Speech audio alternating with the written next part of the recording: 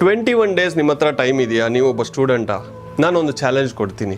21 days ಧ್ಯಾನ ಮಾಡಿ. ಏನಾಗುತ್ತೆ, ಡೇ 1 ನೀವು ಕೂತ್ಕೊಂಡ್ರೆ ತುಂಬ ರೆಸ್ಟ್ಲೆಸ್ ಆಗಿರುತ್ತೆ, ಆಲೋಚನೆಗಳು ಬರುತ್ತೆ. ನನ್ನ ಹತ್ರ ಆಗ್ತಾ ಇಲ್ಲ, ಅಯ್ಯೋ ಇದು ನಮಗೆ ಬೇಡಪ್ಪ, ಇದು ನಾನು ಸೂಟ್ ಆಗಲ್ಲ ಅಂತ ನಿಮ್ಗೆ ಬರ್ಬೋದು. ಆದರೆ ಚಾಲೆಂಜ್ ತೊಗೊಂಡಿದ್ಮೇಲೆ ಬಿಡಬಾರದು. ಫಸ್ಟ್ ಡೇ ಆ ಥರ ಇರ್ಬೋದು, ಬಟ್ 7 ದಿವಸ ಆದಮೇಲೆ 7 ಡೇಸ್ ಆದಮೇಲೆ ತುಂಬ ಸ್ವಲ್ಪ ಚೇಂಜ್ ಅನ್ನೋದು ಬರೋದು ನೀವು ಗಮನಿಸ್ತೀರಿ. 14 ಡೇಸಲ್ಲಿ ನಿದ್ದೆ ಸಮಸ್ಯೆಗಳೇನಾದರೆ ಕ್ಲಿಯರ್ ಆಗುತ್ತೆ.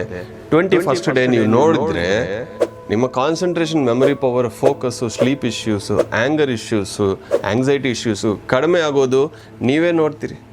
ಇದನ್ನು ಸೈನ್ಸ್ ಏನು ಹೇಳುತ್ತೆ ಅಂದರೆ ನ್ಯೂರೋಪ್ಲಾಸ್ಟಿಸಿಟಿ ಅಂತಾರೆ. ಅಂದರೆ ನಿಮ್ಮ ನರ್ವಸ್ ಸಿಸ್ಟಮ್ನ ಕಾಮ್ ಮಾಡೋ ಒಂದು ಪ್ರಕ್ರಿಯೆ ಅಂತೀರಿ.